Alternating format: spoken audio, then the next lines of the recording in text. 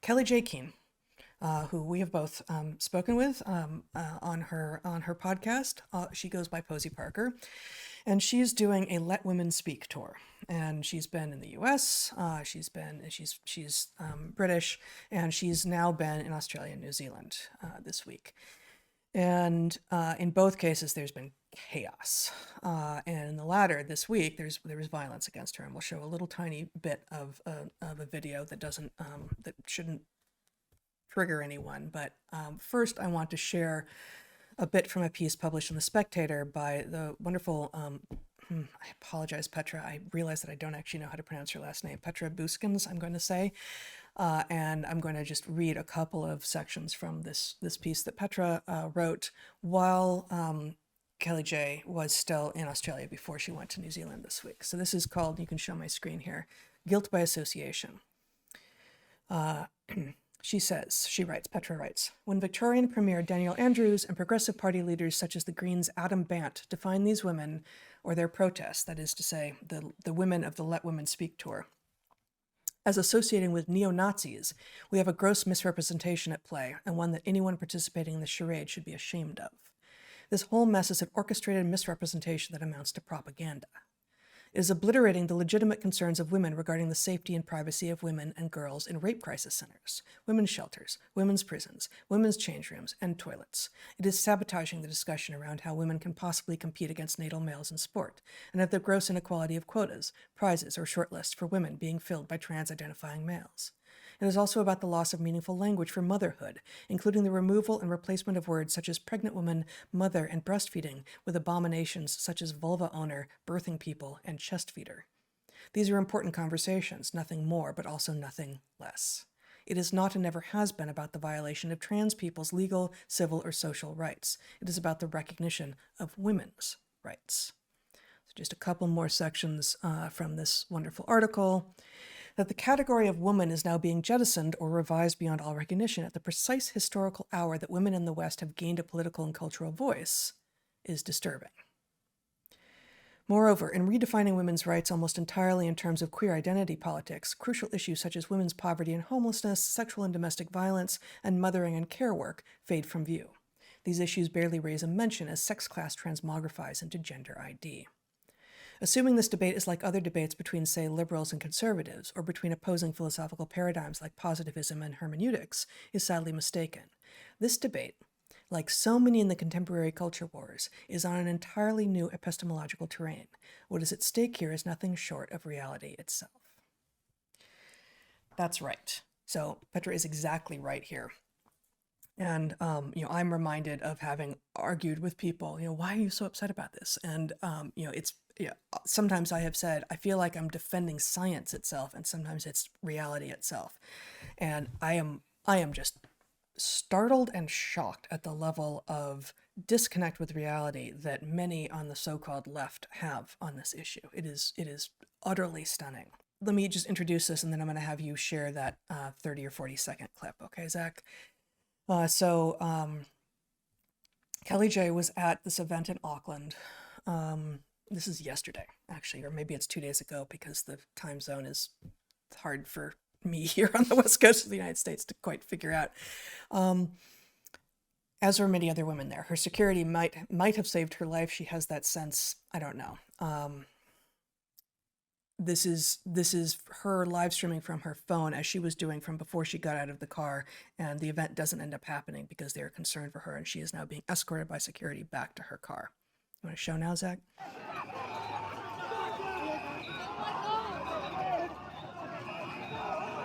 Get him! What? Oh my God! Go home! Go home!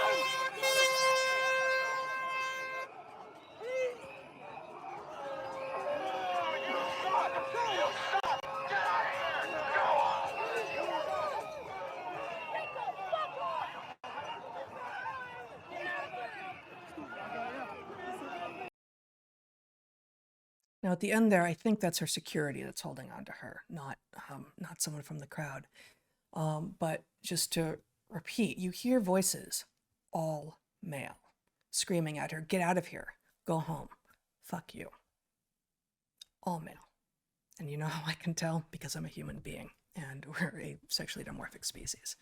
All male voices yelling at her as she's being escorted by security to escape the mob because she cannot do the event that she arrived to do. Here's an eyewitness account from a woman who happens to be 11 weeks pregnant who showed up at the event. I'm just going to read it and I will link to her Substack. The protesters on the rotunda were overwhelmingly men. Not men in dresses as you might expect at such an event, although there were some, just ordinary looking men. They shoved women, they screamed in our faces, they leered at us, and they tried to forcibly topple over a section of steel gate onto the women, sheltering from them on the other side of it. And the assailants continued to try to make it look like they've won. So Kelly J writes, and you can show my screen here if you want. This is just a little post on Twitter. She writes, a long campaign to assassinate my character, started by a group of jealous, spiteful women in the UK, that I had ambitions besides stopping the mutilation of children and the erasure of women's rights. A load of lies slurped up by ravenous porn-sick men and their trans maidens, but consistently legitimized by women on my side. The lies were finally spewed by politicians in power in Australia and New Zealand, boosted by a corrupt media populated by vile, dishonest, unskilled cult members. The end result was that I spent most of my day with the protection of police who genuinely believed I was lucky to be alive. The advice was that I should go home. I was never the things that I have been accused of. I don't even believe they believe it. They just say it because they cannot accept a woman walking her own path and wants other women to find their feet and walk theirs. It may seem like we lost a battle today, but I promise we will win this fucking war. The powerful are seeking to silence us. We must continue to speak. They are afraid of us. So much love to the women of New Zealand. We see you. The world is talking about you. To the stewards, security, and police who made sure my kids get to see me again, thank you. Thanks to all of you at home who offered messages of support. And this was in response, now you can keep up my screen for a second. This was in response to someone, some nasty person saying, hey, you showed up at the airport looking pretty fine. And someone else says, have a Bloody Mary to relax, KJKKK, calling her a Nazi again. And she says, am I supposed to feel humiliated for being assaulted? Tisk tisk, you really have no idea about me. And that strikes me, you can give me my screen back now, Zach, as a really powerful message. I'm supposed to feel humiliated for being assaulted? That's standard misogyny. Yeah. That is standard male aggression against women right there. Trying to humiliate her, trying to make her feel ashamed for an attack on her. And she is standing up for women all over the world who are getting really tired of this. And we will win. We have to win. This is basic reality. Men aren't women. Men can't become women.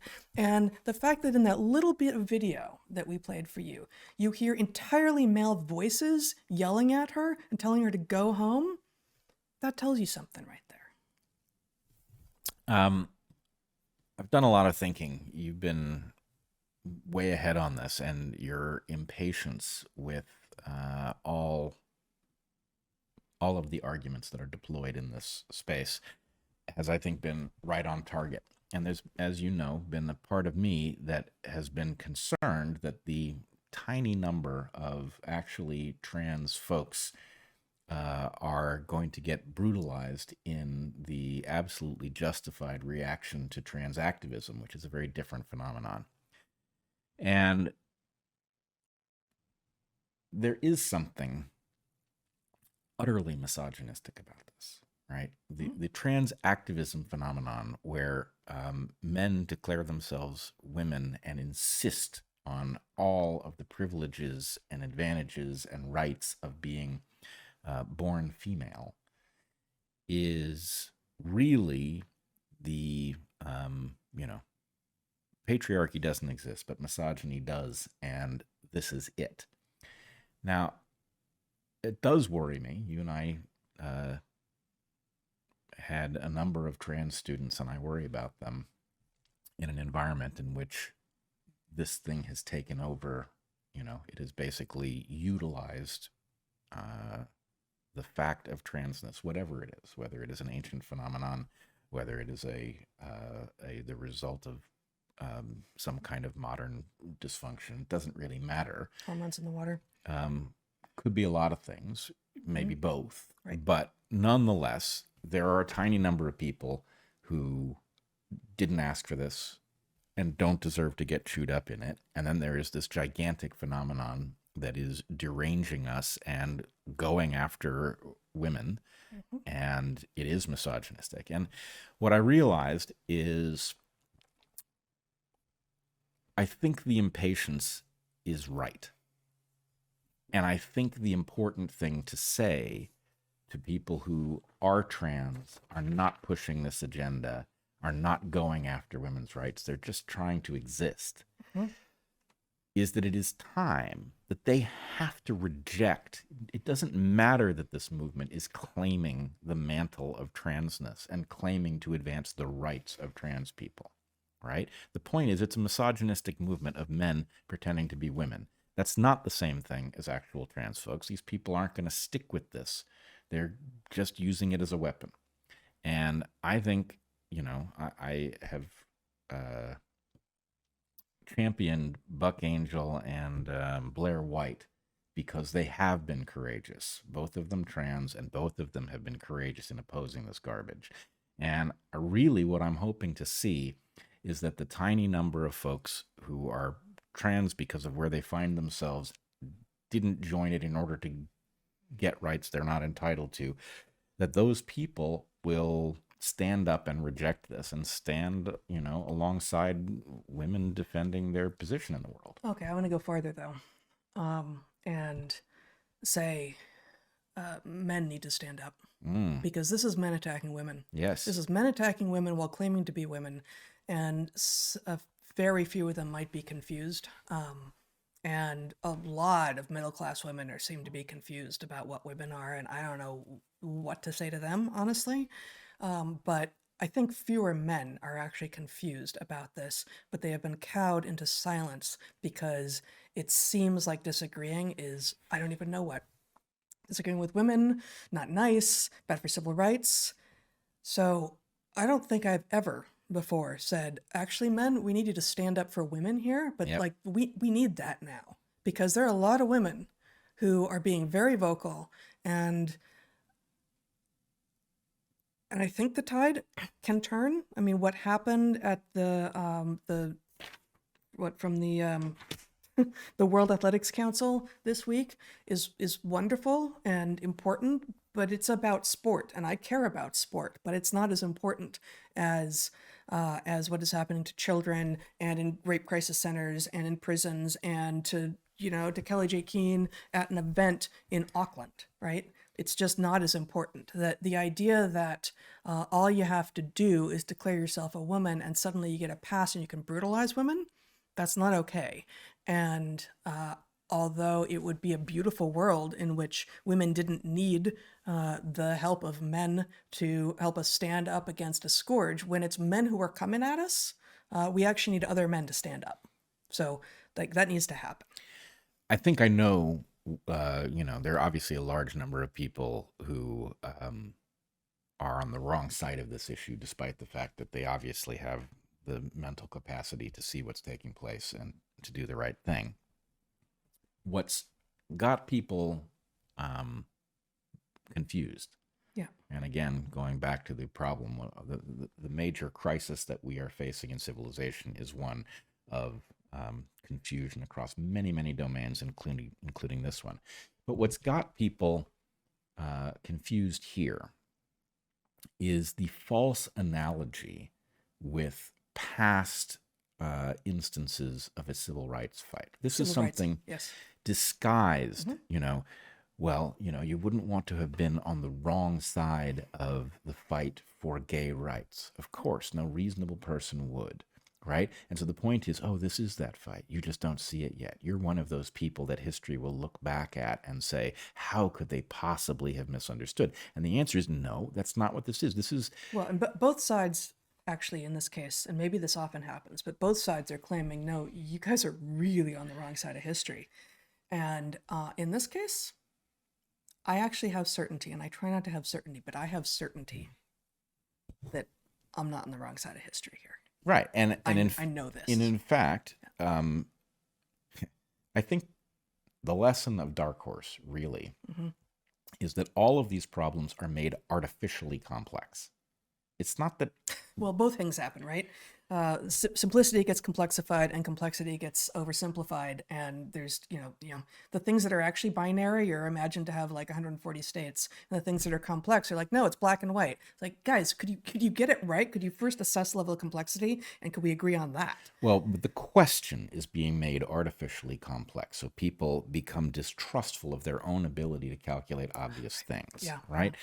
And the point is, look, if you know how to think, and you know what constitutes evidence, and you look at a puzzle like this, and you say, well, for example, everybody who's got this wrong seems to think male and female are somehow human characteristics, right? They don't understand how ancient these properties are, and in fact, what they're made of. The fact that a flower displays some of the same characteristics that animals divided into these sexes do. Yeah. Tells you something. It means that if your argument starts with, people and oppression by some people of other people, you've misunderstood what this sex thing is to begin with, right? Well, and some of them even think it starts with history or the written word. Like the first time that, sex shows up in the written language is when it starts. Like, okay, you and your postmodernism are going to destroy the world. Stop it already. Right. It doesn't start with our understanding or misunderstanding of a concept. If the concept has an underlying reality, it doesn't matter what we say about it because the underlying reality does not change. Right. What I'm getting at is the ability to say, yeah, I look back on the gay liberation movement, right? And I am glad that it happened and that civilization has come to understand what it now seems to understand, even though I think that there's nuance there that we haven't yet figured out, right? What exactly is homosexuality and where does it come from? That's an important discussion, and I believe we have to have it. But the idea that we can look back on, emancipation, the fight for black civil rights, the fight for gay civil rights. We can look back at these things and we can say, yes, it was not clear to people at the time. It is now clear. ADA, American with Disabilities Act, right? Right. All these things. And that can be used as a trick to get you to turn off your mind. You have to be able to say, yep, I look at those. I see the people who were ignorant in those situations and worse. I am not concerned that I am them if I insist that 2 + 2 = 4, if I insist that pedophilia is bad, if I insist that there is male and there is female and there are not a multiplicity of sexes, and that, yes, gender is more flexible than sex, but it does not mean that this is some vast new misunderstood landscape. And you can adopt different gender norms, but you're a mammal and therefore you can't change sex. Right. So I guess it's time for people to realize that even though they can't explain the difference between this and the historical analogs that are being falsely linked to it, there is a distinction, and it is an important one. You're right. Men need to stand up en masse. Trans folks need to stand up against trans activists who are using them as a shield. And women need to stand up for themselves. And when that happens, this won't last, right? This is a tiny number of people getting a large amount of power by pretending to be something that they're not. So Auckland Pride, which, as most pride organizations, has been effectively taken over by the T part. And there are, of course, now LGB organizations who are saying, T never belonged here. And they themselves are being attacked by the T contingent. Auckland Pride tweeted in the wake of what happened in that video that I showed you. You can show my screen if you like, Zach. We also reject that there was any further physical threat from our community towards Parker. This is a baseless rumor that is being perpetrated by those who feel defeated by the events of today. We urge the media not to repeat these allegations without evidence. To which the ever awesome J.K. Rowling responded as a quote tweet. There are multiple videos of Kelly J being assaulted. Women have become used to lies, threats of violence, and outright denial of reality. But if you imagine anyone feels defeated, think again. Your men's rights activists showed the world exactly who they are. Let women speak.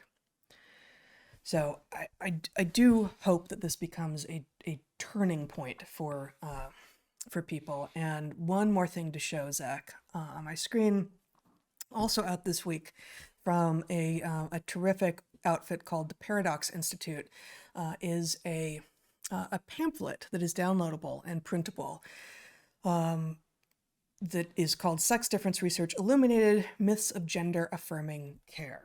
And while this is the PDF that I've got on my screen, it's got a scannable QR code, and has just it's concise, it's well done. This could be handed out to people who are beginning to question whether or not, for instance, giving puberty blockers to children is a good idea.